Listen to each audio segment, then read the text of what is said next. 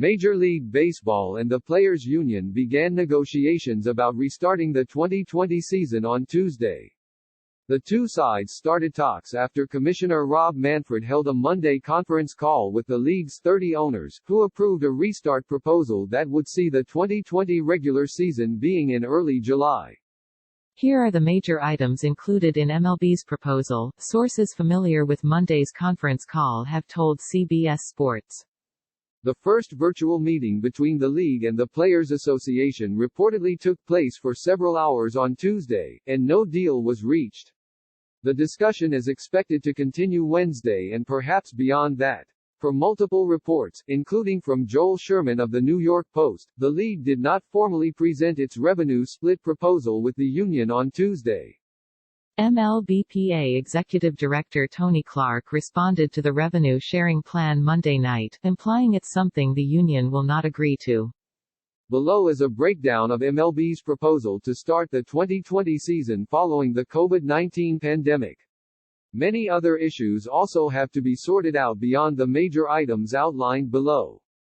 In an effort to limit travel and essentially isolate teams geographically, clubs could play 82-game regional schedules. The two East divisions would play each other, the two Central divisions would play each other, and the two West divisions would play each other. The two-league, six-division format would remain, though the increase in interleague games necessitate a universal DH. The universal DH would also protect pitchers. MLB and the MLBPA are worried about increased injury risk following the shutdown. Should the regular season begin in early July, the All-Star Game at Dodger Stadium would be postponed, according to Nightingale. It's unclear whether it would be rescheduled for another time or cancelled entirely. The All-Star Game is scheduled for July 14 and the four-day All-Star break would presumably be used to make up regular season games instead.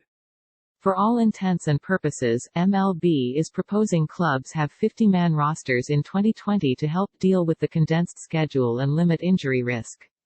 There will be 30 active players for each game with another 20 on what amounts to a taxi squad.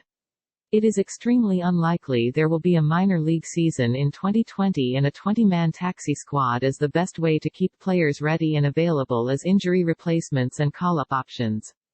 Other minor leaguers could take part in what amounts to an extended spring training at each team's complex, though nothing is finalized on that front yet. In an effort to recoup revenue and make things a little more fair following a shortened regular season, MLB will propose an expanded postseason field. Specifically, they are expected to propose the 7 teams per league format that was leaked over the winter. Here's a refresher on how that would work. Players are not paid salaries during the postseason, but they do receive bonuses through postseason shares, and the MLBPA would presumably be on board with an expanded format. Maybe not this format, specifically, but a format that puts more teams in the tournament, generates more revenue, and leads to more postseason shares. It should be noted plans to play additional regular season games in October and push the postseason back into November have been shelved for the time being. MLB doesn't want to have to shut down the sport in the middle of the postseason if here's another COVID-19 wave in the fall. Their goal is to play as many regular season games and a complete postseason as quickly as possible. Despite agreeing to prorated salaries in March, MLB and the owners will seek additional pay reductions from the MLBPA to account for the revenue lost by not having fans in the stands. MLB will propose a 50-50 revenue split in 2020. How that money is distributed among the players is presumably up to the MLBPA to figure out. Revenue-sharing arrangements are common in other sports. NFL players get 48%, NHL players get 50%, and NBA players get 49 to 51% depending on expected revenue, but it would be unprecedented in MLB. MLBPA Executive Director Tony Clark has said the union is done negotiating salary terms after agreeing to prorated salaries.